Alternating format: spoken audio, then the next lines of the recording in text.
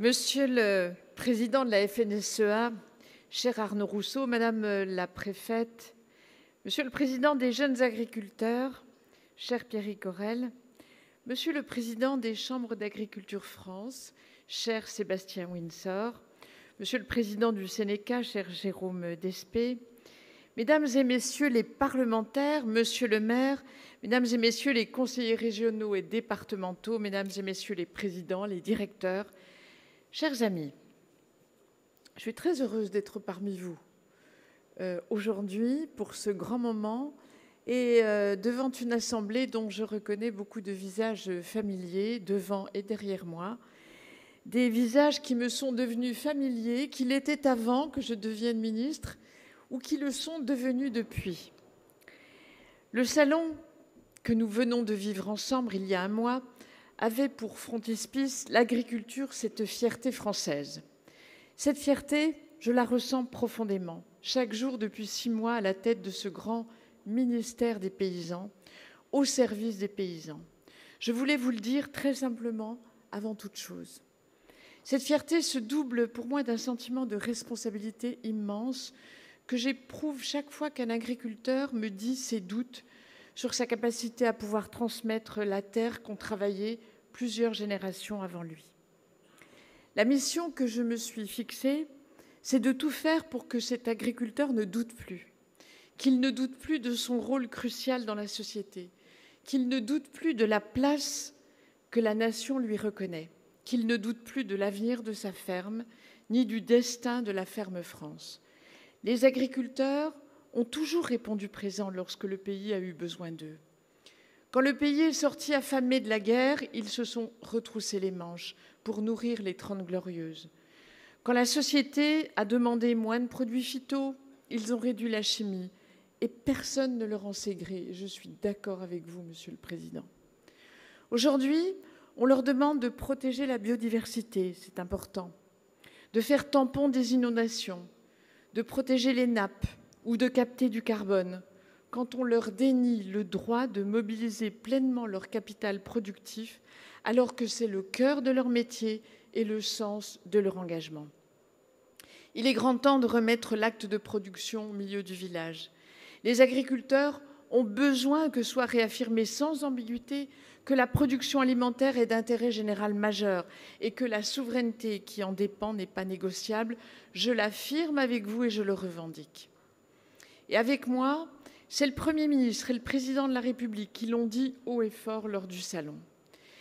J'espère que la nouvelle campagne éloignera le souvenir de l'année terrible que nous venons de vivre, où rien ou presque n'aura été épargné aux exploitations du pays, du nord au sud, dans l'Hexagone comme en Outre-mer. À cet égard, je veux partager avec vous une pensée solidaire pour vos collègues de Mayotte et de La Réunion qui viennent de verser un lourd tribut au déchaînement du climat. Au-delà des trésoreries que cette succession d'accidents climatiques a durement éprouvées, c'est le moral des paysans et celui de tous les maillons des filières que cette succession de catastrophes a atteint. Ici, en Isère, dont je salue votre président de la fédération départementale, les catastrophes ne sont pas que climatiques. Et je sais que les éleveurs sont régulièrement menacés par les prédations du loup. Depuis plus de 10 ans, alors que j'étais présidente de l'ANEM, l'Association nationale des élus de la montagne, depuis 10 ans, comme parlementaire aussi, je travaille à la modification du statut du loup, statut hyper protecteur, alors même que l'état de conservation de l'espèce est désormais satisfaisant. Je voudrais saluer d'ailleurs le travail qui a été fait par Christiane Lambert au niveau européen sur ce sujet. C'est pourquoi son déclassement annoncé au Parlement européen est une excellente nouvelle et assurément cela devrait modifier les dispositions relatives au prélèvement. J'ai pris mes fonctions après de longs mois où ceux qui nourrissent les Français leur ont crié leur désarroi et leur crainte de ne plus pouvoir vivre de leur métier. Et si la situation politique a retardé le déploiement de certains dispositifs, j'ai tenu bon.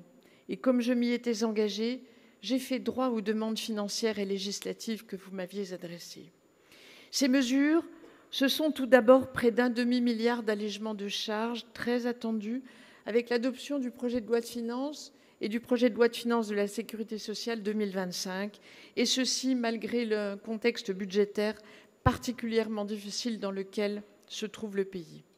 Vous en avez rappelé la liste, Monsieur le Président, Messieurs les Présidents, et je sais que vous en mesurez l'importance. Je suis heureuse également de vous annoncer que l'abattement fiscal de 75% applicable aux transmissions du foncier agricole sous bail long terme s'appliquera immédiatement, y compris pour les baux conclus avant 2025. C'est du moins l'engagement que Madame la ministre Amélie de Montchalin a pris auprès de moi et auprès de vous. Et j'espère que nous en aurons la concrétisation dès ce lundi. Voilà, j'y ai travaillé avec elle. Je veux vous dire d'ailleurs que Amélie de Montchalin ne ménage pas non plus ses efforts à mes côtés, ou moi au sien, pour faire en sorte que les choses aboutissent. Arrivé rue de Varennes fin septembre, je ne crois pas qu'on puisse dire que les réponses aux crises multiples des vendanges, de la moisson et des attaques virales du début de l'été aient subi des délais effroyables, Monsieur le Président, pour reprendre vos termes. L'arrachage définitif des vignes déployé depuis octobre à hauteur de 110 millions d'euros a répondu aux demandes des producteurs viticoles pour adapter le potentiel de production. À cet égard, j'ai décidé de mobiliser le reliquat de 10 millions d'euros de cette enveloppe pour venir en aide d'une part aux jeunes vignerons qui, pour certains, et vous l'avez dit Pierrick, n'ont connu qu'une succession de mauvaises années depuis leur installation. J'ai été touchée, vraiment touchée, lors de ma visite faite en Gironde il y a quelques jours, par à la fois le courage, mais aussi une forme de profonde tristesse de ces jeunes viticulteurs qui ont du mal à voir des perspectives à leur activité. Vraiment, on ne peut pas rester indifférent à eux. Et c'est la raison pour laquelle j'ai voulu flécher un dispositif pour les jeunes viticulteurs, mais les jeunes qui viennent de s'installer. Et d'autre part, ce reliquat, j'ai voulu le consacrer aux pépiniéristes sévèrement atteints par la crise, car le vignoble aura besoin d'eux pour rebondir.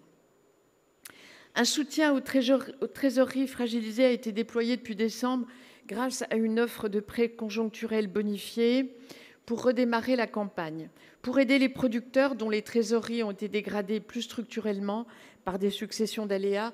Des prêts de consolidation garantis par l'État à hauteur de 70% peuvent également être proposés par les banques. Le premier a été signé au salon par un vigneron avec le Crédit Agricole. Je me suis fortement impliquée pour mobiliser 2 fonds aux côtés de Bruno Bonnel, l'un doté de 500 millions d'euros pour les entreprises agroalimentaires, l'autre de 395 millions d'euros dénommé Fonds entrepreneurs du vivant pour l'amont agricole, notamment pour le portage du foncier par la SAFER. En réponse aux graves dommages des épizooties sur les cheptels ovins, bovins et avicoles, le gouvernement a bâti sa stratégie sanitaire sur 2 pieds. Une réponse vaccinale, tout d'abord, avec la prise en charge pour 120 millions d'euros de doses gratuites pour les éleveurs pour l'IHAP, l'influenza aviaire, la fièvre hémorragique et la fièvre catarrhalovine, et une réponse économique avec l'indemnisation des pertes directes subies par les éleveurs à hauteur de 75 millions d'euros. À cet égard, je suis heureuse de vous annoncer que l'État prendra également en charge la perte des veaux mort-nés pendant l'épizootie passée, comme les filières d'élevage me l'ont demandé.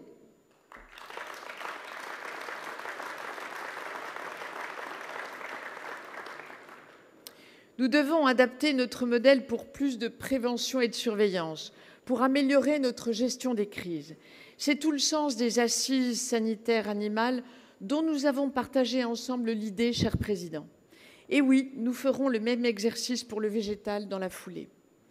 Pour cette année, l'État a d'ores et déjà prévu une commande des vaccins là où les lignes de production européennes sont tendues afin de sécuriser la disponibilité de vaccins dans toute la mesure du possible.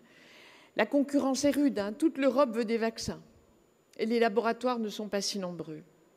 C'est pour ça qu'on a réservé, dès que ça a été possible, un nombre conséquent de doses de vaccins. Ce sera le cas pour la FCO8 et la FCO1 pour 20 millions d'euros. Il faut bien sûr y ajouter les plus de 70 millions d'euros que l'État dépensera pour la campagne 2024-2025 pour l'influenza aviaire. sans compter les 40 millions d'ores et déjà sécurisés pour la prochaine campagne 2025-2026. S'agissant des pertes indirectes, l'État examinera favorablement le programme que lui soumettra le FMSE, dont je veux saluer moi aussi le président Christophe Chambon, dont vous soulignez à raison le travail remarquable, sachant que l'argent public en couvrira presque les 2/3 de la dépense. Vous connaissez comme moi la situation budgétaire de notre pays. Notre effort de réarmement en matière de défense passera par une participation accrue à l'effort de guerre de tous les secteurs. Cette situation nous appelle à la responsabilité et contraint nos capacités d'intervention financière. Cela doit nous encourager à rechercher de la compétitivité dans la simplification et l'allègement de la charge administrative et réglementaire. Au cours des 2 derniers mois, ce ne sont pas moins de 4 textes législatifs concernant l'agriculture qui auront mobilisé les 2 assemblées dans un tunnel agricole. C'est assez inédit. Et ça m'a fait siéger au banc des semaines durant, nuit et jour. À mon arrivée au ministère, j'avais pris l'engagement de mener à son terme le projet de la loi d'orientation agricole pour la souveraineté agricole et le renouvellement des générations en agriculture. Et contrairement à tout ce que j'entends, et je veux le dire solennellement devant cette assemblée si nombreuse, dont j'espère qu'elle sera un relais dans l'opinion, la loi n'a pas été détricotée.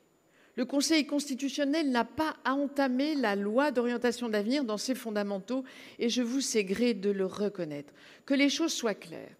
Le Conseil constitutionnel a validé plus de 40 articles qui vont dans le sens réclamé par les agriculteurs et notamment ceux sur lesquels vous vous êtes battus résolument, FNSEA et JA ensemble. Je me félicite de ces avancées, notamment pour la relève et l'engagement des jeunes, cher Pierrick. Des avancées majeures que vous attendiez depuis longtemps sont désormais ancrées dans la loi. L'intérêt majeur, l'intérêt général majeur et l'intérêt fondamental de la nation, ça pèsera dans le contentieux juridique qui souvent vous oppose à tous ceux qui veulent vous chercher querelle. Le principe reconnu de pas d'interdiction sans solution. C'est une des rares dispositions proposées par les sénateurs qui a franchi la barre de la censure du Conseil constitutionnel. Il n'a pas été censuré. Je crois que c'est un slogan que vous avez souvent prononcé et désormais la loi le reconnaît. On verra l'usage qu'en fait le juge maintenant.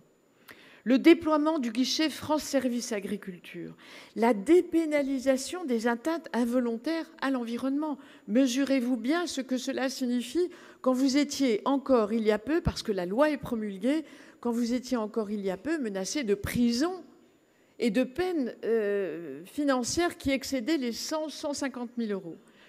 La simplification du régime des haies, l'accélération du contentieux agricole, quand cela prenait des années en vous mettant dans un état d'incertitude et de stress maximum.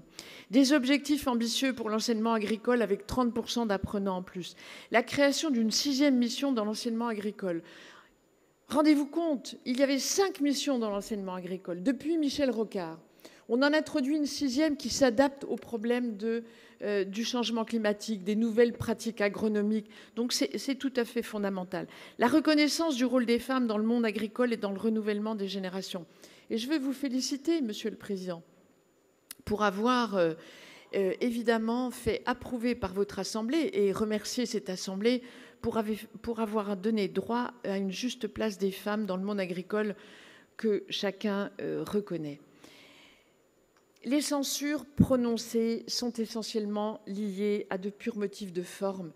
Je les regrette, bien sûr, j'aurais aimé que certaines soient adoptées, mais elles ne marquent pas l'abandon des mesures proposées.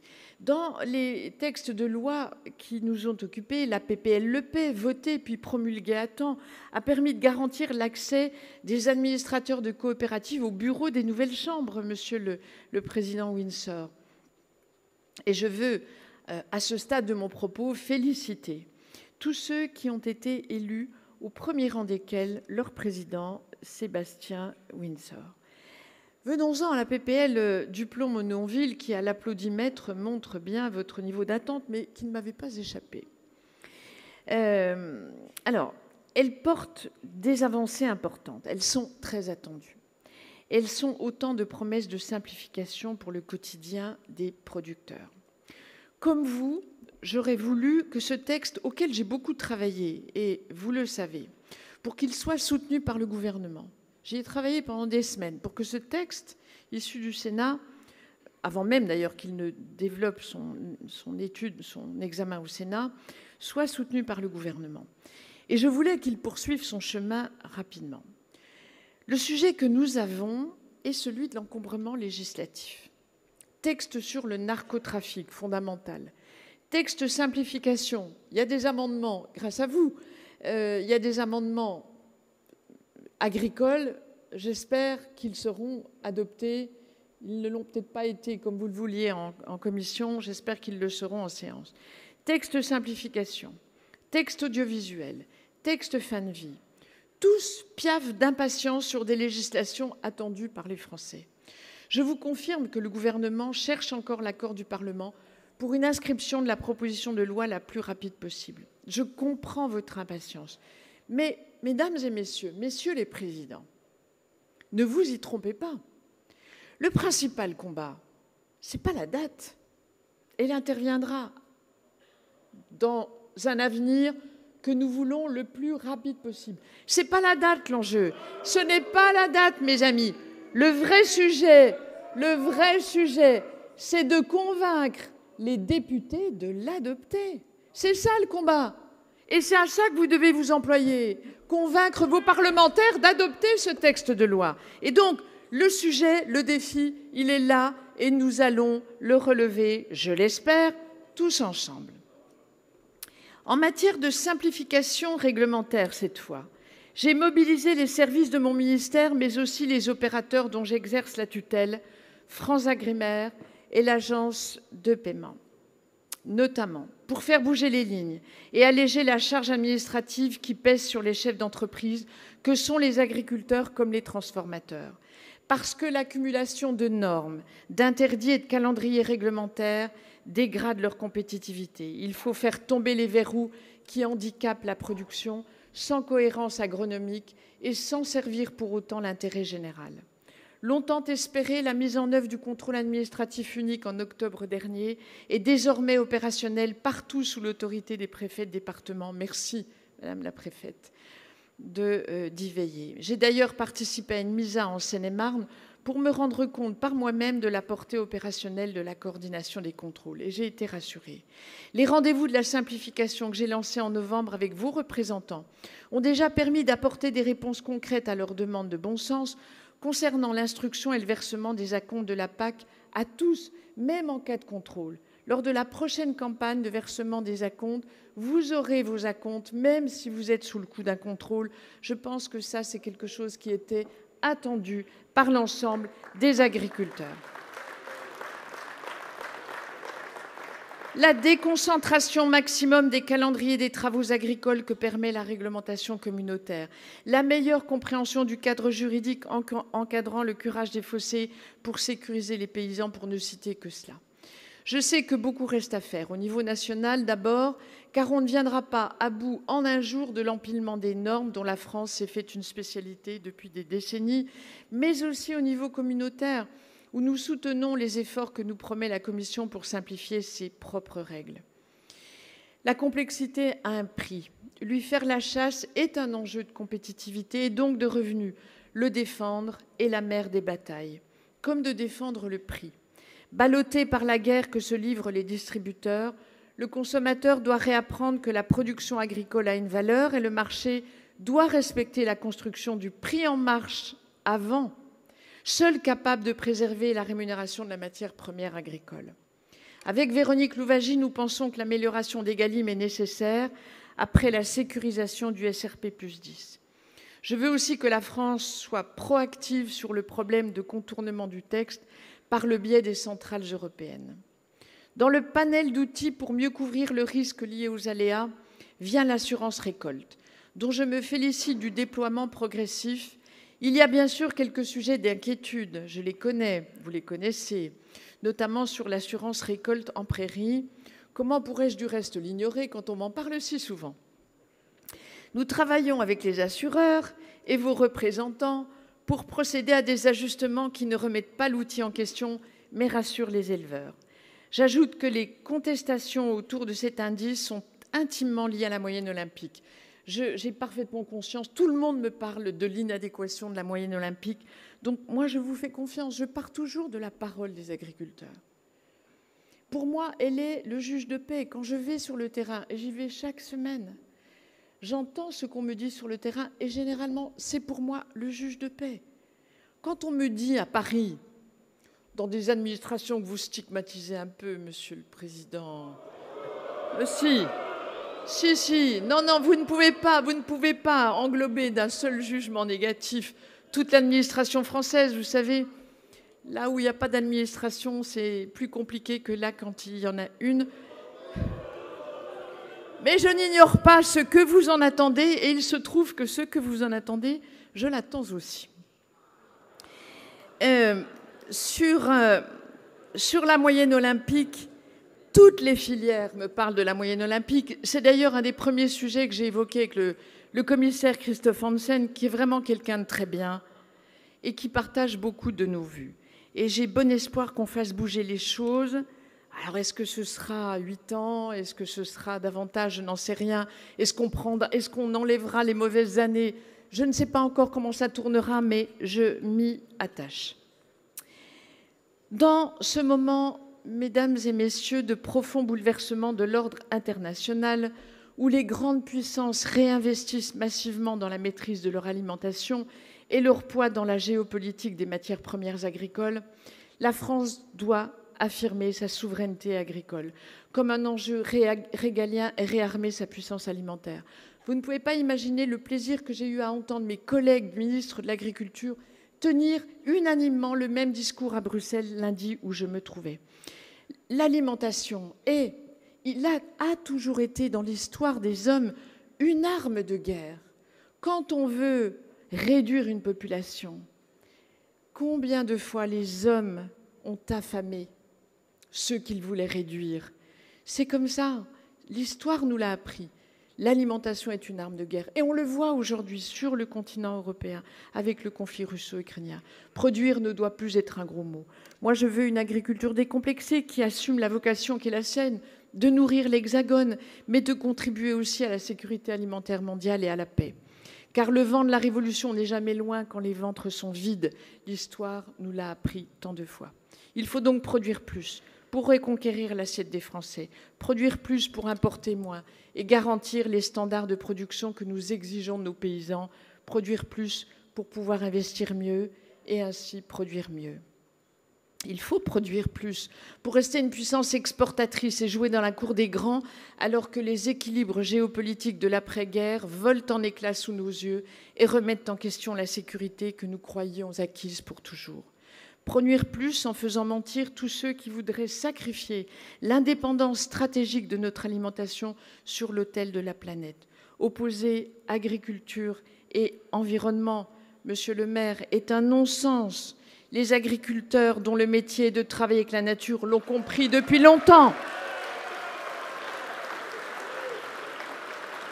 Soyez-en sûrs aussi. Soyez-en sûrs comme moi.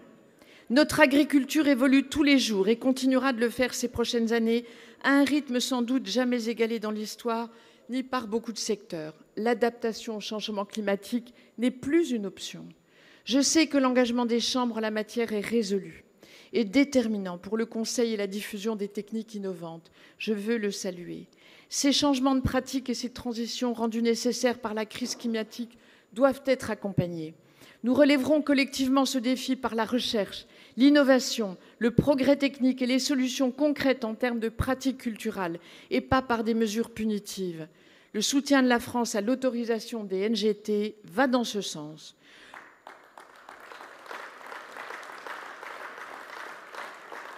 Comme ma croisade pour que les producteurs français aient accès aux mêmes moyens de production et notamment aux mêmes moyens de protection des plantes que leurs voisins européens, dès lors qu'ils ont été autorisés par des États membres dont on ne peut soupçonner qu'ils empoisonnent sciemment leur population. Je délivre des dérogations 120 jours chaque fois que c'est nécessaire. Je me suis battue pour faire reconsidérer l'interdiction de la propisamide par l'ANSES. Je me suis réjouie de la décision du tribunal administratif sur le pledge. Et j'ai dit sagesse à l'article voté par le Sénat dans la PPL Duplon-Menonville pour ouvrir de manière ciblée, dérogatoire et sur les filières orphelines, des dérogations à l'utilisation de l'acétamipride conformément à ce qu'en avait dit le Conseil constitutionnel dans la décision de Normandie, ni plus ni moins.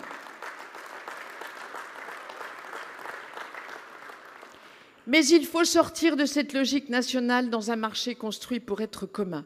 C'est la raison pour laquelle la France, à mon initiative, demande que les AMM soient désormais délivrés au niveau communautaire, qui autoriserait donc les produits et pas seulement les substances.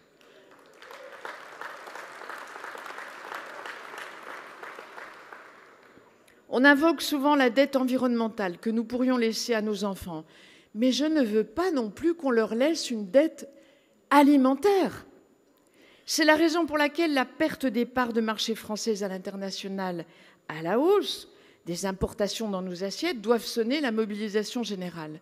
La LOA porte la création des conférences de la souveraineté alimentaire dans une démarche bottom-up, pardon pour l'anglicisme, pour laquelle chaque filière aura la responsabilité de tracer sa trajectoire de reconquête sur 10 ans. Avec ces plans de souveraineté, chaque filière saura où elle va et comment elle y va. S'il est urgent de réduire notre dépendance sur des pans entiers de notre alimentation, que nous avons su satisfaire historiquement, il est également crucial de réduire nos dépendances en matière d'intrants stratégiques agricoles. Je pense notamment aux engrais, dont j'ai rappelé le poids dans l'économie des exploitations lundi à Bruxelles. Mais soyons clairs entre nous, le sursaut de la France agricole ne se fera pas si l'Europe agricole ne se réveille pas. Présenté par le commissaire Hansen, la vision pour l'agriculture européenne, la France en partage les fondamentaux. La volonté de renforcer l'autonomie stratégique de l'agriculture européenne et de consolider notre souveraineté alimentaire en simplifiant, en améliorant la résilience de nos exploitations, en soutenant la réciprocité des normes et l'étiquetage du pays d'origine, tout cela va dans le bon sens. Pour autant, rien de tout cela ne sera possible si nous n'avons pas un budget dédié. Un budget dédié avec des moyens confortés à la hauteur des enjeux. C'est ma bataille dans les prochains mois. Je me battrai pour que cette PAC reste commune, préservée de toute renationalisation et des concurrences déloyales, pour qu'elle soit mieux outillée pour couvrir le risque et dotée d'une force de contrôle dédiée sur les produits importés. Cette PAC-là n'est pas compatible avec des accords qui font de l'agriculture une variable d'ajustement, comme le projet d'accord tel qu'il existe avec le Mercosur, contre lequel le président de la République, tout le gouvernement et bien sûr votre ministre au premier rang s'emploient à le combattre, comme je le fais au niveau auprès de tous mes homologues. Mesdames et messieurs, je vois que l'heure tourne et je ne veux pas abuser de votre temps. Ce combat collectif dont je viens de tracer les grandes lignes, je veux le mener avec vous.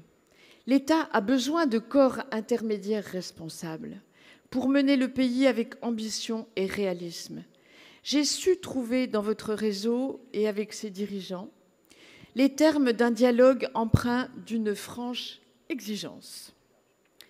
Loin de la caricature de cogestion, mais enfin, Monsieur le Président, il suffisait de vous écouter attentivement, ce que j'ai fait, pour écarter toute alimentation de cette idée d'une possible congestion entre nous. Donc c'est une caricature, mais cette relation est la base de toute politique publique, pragmatique au service de l'intérêt général. Et dans les relations que j'ai avec vous, et avec vous tous, et avec beaucoup d'entre vous, je reconnais des hommes et des femmes de conviction, de courage. J'ai souvent dit à tous ceux qui ont la dent facilement sévère à l'égard du monde agricole que pas un de ceux-là ne serait capable de consentir les efforts que vous faites pour exercer votre métier. Je vous connais depuis longtemps, je vous côtoie depuis des années, et dans mon territoire, j'ai noué avec vous des relations très particulières. Très particulières parce que je crois que qui vous fréquente mesure les efforts que vous faites pour quelque chose d'infiniment précieux, dont il faut toujours rappeler l'évidence, qui est la belle, la noble mission de nourrir la population. Que serait notre pays sans ses agriculteurs? Que serait notre assiette sans ses producteurs? Et donc, ce respect que j'ai pour votre travail, pour vous, eh bien, il irrigue toutes les relations que je peux avoir avec vous. Elles ne sont pas toujours faciles, parce que vous avez un niveau d'exigence qui est légitime. Je le dis, il est légitime, il est à la mesure de ce que vous apportez à la nation.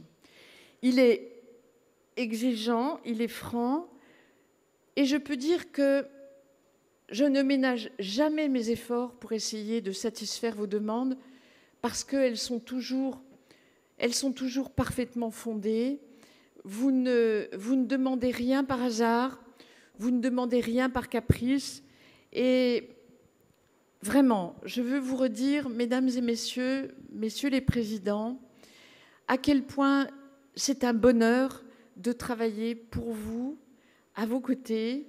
Ça fait maintenant 8 mois que je suis ministre.